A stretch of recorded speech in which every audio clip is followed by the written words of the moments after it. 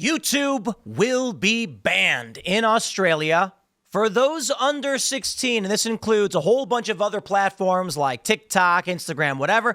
And I'm not going to bear the lead, my friends. I am for it. I don't think people under 16 should be allowed to be on social media. I think it's cooking their brains. It's making them mentally retarded. I don't mean that as an insult. I mean it as a fact. It is cooking their brains and stunting them so they don't function properly in the real world. You know, I've told this story. Went home for the 4th of July. Nobody was outside. Nobody was playing baseball. Nobody was even playing soccer.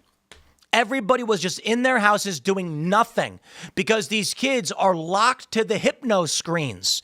Well, Australia says they're going to be banning social media for people under 16, and I agree with it. Now, what I don't agree with is their weird crackpot authoritarian government on other matters. But I do think restricting children from getting access to certain things makes sense when we determine these things are harmful. Here's a story from the BBC. But I'm going to pause real quick to give a shout out to today's sponsor, Beam Dream. Head over to shopbeam.com/TimPool and pick up your Beam Dream. A delicious cup of healthy hot cocoa for sleep in a rich, velvety cocoa flavor with a hint of warm cinnamon. I'm a huge fan of this stuff. It's got L-theanine, it's got magnesium, it's got melatonin. Over the past several weeks, I have been drinking this every single night before I go to bed, and I have had some of the best sleep of my life. I am not exaggerating. I am not reading a script. I am telling you this legitimately. They give me a script, but I say, guys, I'm not kidding. This stuff is absolutely amazing. Not to mention it's delicious. If all this was hot cocoa, I'd be a big fan. No sugar, no low calorie. It's like 15 calories per serving. I have some before bed. I am out like a light with deep sleep, and I wake up feeling like $1 million. $1 million. I really do mean it. Guys, go to shopbeam.com/TimPool. Use promo code TimPool. Get yourself a discount. Pick some up today. I really do mean it. And shout out to James O'Keefe because he was on the show and he was like, I drink this too. Appreciate it, guys. Now let's get back to the news. YouTube to be included in Australia's teen social media ban. YouTube will be included in Australia's world first social media ban for children under 16 after the government ditched a previous exemption for the platform. The video sharing site was set to be excluded from the ban, which will limit TikTok, Instagram, Facebook, X, and Snapchat, and is due to start in December. Under the ban, teenagers will still be able to view YouTube videos, but will not be permitted to have an account, which is required for uploading content or interacting on the platform. I don't know that I agree with that. I think they should go further than that, but it's a start. YouTube had argued it shouldn't be blocked for children as the platform offers benefits and value to younger Australians. It's not social media, it said in a statement on Wednesday. Australia's laws are being watched with great interest by global leaders, with Norway announcing a similar ban and the UK saying it is considering following suit. Let's go. Social media is doing harm to our children, and I want Australian parents to know that we have their backs. We know this is not the only solution, but it will make a difference. I'm going to pull it up. I'm going to do it. I'm pulling the video up. The 1 hour hot dog dance. This is some of the most vile and disgusting, degenerate, evil, I say. I am triggered by the hot dog dance from Disney Jr. Hot dog!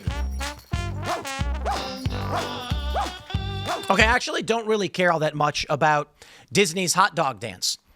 However, a 1 hour long version of it exemplifies the problem of social media with kids. This is 1 hour and 2 minutes and 58 seconds of Disney characters singing hot dog nonstop. Why? Because parents are putting the tablets in front of their babies, pressing play and leaving. This shouldn't be allowed. Like, I don't care if you want to play the hot dog dance, you want to have kids content, whatever you think works. I ain't showing my kid any of this weird psychobabble, acid trip nonsense. That's just me. But the hour-long stuff is crazy. And that's what YouTube is doing. YouTube, y'all are evil. You're evil, okay? Disney, you are evil. They're all evil. All evil. What is this? We don't care about that. All right, let's read more. We know this is not the only solution, he said, to the ban. Social media is doing harm to our children. I want Australian parents to know we have their backs. We know this is not the only solution, but it will make a difference.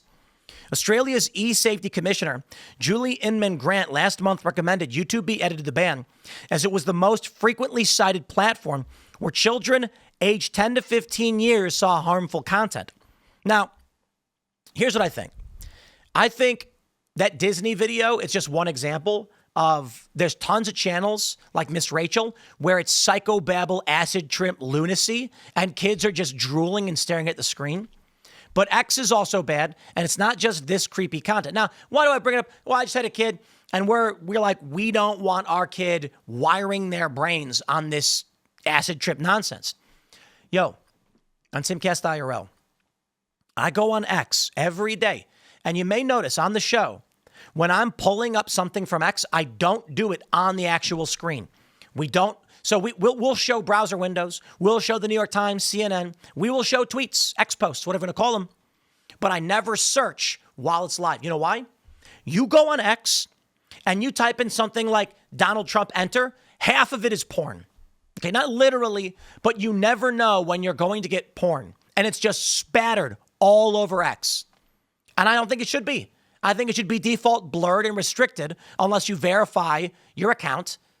I don't know. Maybe they're doing that. I don't know. All I know is it's nuts when I'm trying to search for something stupid like tax policy and I just get porn because these people exploit the system.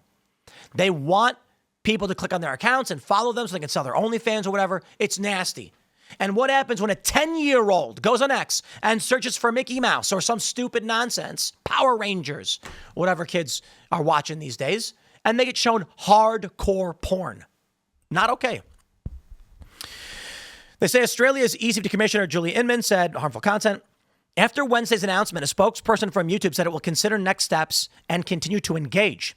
Last week, several Australian media outlets had reported that Google was threatening to sue the government if YouTube was included in the ban, arguing it would restrict political freedom for children. Political freedom for children. Federal Communications Minister Anika Wells said that while there is a place for social media, there's not a place for predatory algorithms targeting children. She described trying to protect children from the harms of the internet like trying to teach your kids to swim in the open ocean with the rips and the sharks compared to the local council pool. We can't control the ocean, but we can police the sharks, and that is why we will not be intimidated by legal threats when this is a genuine fight for the well-being of Australian kids. They ain't wrong. Google is evil. Evil. I'm going to tell you this. I appreciate that I can upload to this, and it's free. No joke. Doesn't cost me a dang cent to upload this video. And I got a website, timcast.com. We know how much it costs to host and upload content. It's expensive. YouTube absorbs the brunt of that so that this kind of content can exist. And they are subsidized by Google because they want to own the video platform. Gives them narrative control. But I'm going to tell you this, my friends. Google allows for very evil content to intentionally be spread, for political content to intentionally be spread, to sway people and to manipulate them. I always called it the pressure system. There was a researcher about 7 years ago who created this grid showing YouTube recommendations. The media had been running this narrative that left-wing content, that YouTube was funneling everybody to the far-right rabbit hole. It was a lie. What this guy found was that when they went on a bunch of computers and tracked all of the recommendations, it 2-to-1 was going left. YouTube was intentionally sending people to prominent liberal political accounts. This guy wasn't hyperpartisan. He was just like, I'm curious. So they looked at channels. They looked at sentiment and their own personal opinions as to whether someone was left, right, or center. And then they said, between the center and the right, that's one category, and liberal. Center and right were, it wasn't, it was like right, center, liberal, but liberal was overwhelmingly the recommendations. YouTube was basically saying, we want anybody who watches any conservative opinion or moderate opinion to end up after the fact watching liberal content. And that's how a lot of these people thrive and exist on psychobabble that makes no sense. YouTube props them up, guarantees you get the views when you're anti-Trump or whatever it is you may be. There's nothing to really talk about. They lost the narrative battle because the truth was not on their side. Exclusions to the ban will include online gaming, messaging, education, and health apps. as they pose fewer social media harms to under 16s. Under the ban, tech companies can be fined up to $50 million Australian if they don't comply with age restrictions. They will need to deactivate existing accounts and prohibit any new accounts, as well as stopping any workarounds and correcting errors. Now, the challenge I see here, how do you verify somebody's age? You need their ID, don't you? That's where things start getting a little bit more worrisome. But I'm of two minds on it. There are a lot of people online who are anonymous, and they say, no, Tim, no, we have to be anonymous because of fear of persecution. And I'm like, yeah, maybe. That is true. At the same time, there are a lot of fake sock puppet accounts that are run by government operators and hacker organizations to trick you into thinking opinions are popular. So pick your poison, I guess. I think it's naive to think we can live in a world of brave individuals that are willing to stand up and speak out for what they believe in. COVID proved otherwise. At the same time, the mass anonymity of the internet provides CIA, MI6, Mossad, PSYOPs capabilities. So pick your poison. The people were like, we can't speak out about you. Sure.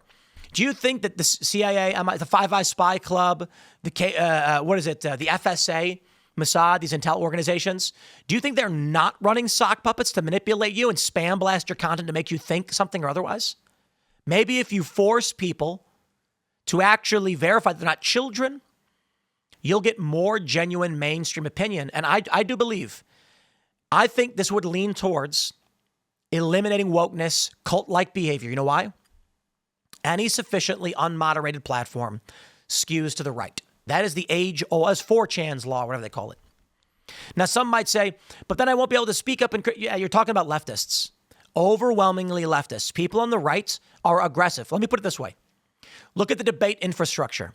People on the right are like, debate me, and they're banging on the door, begging to debate. Liberals are hiding. They're all hiding.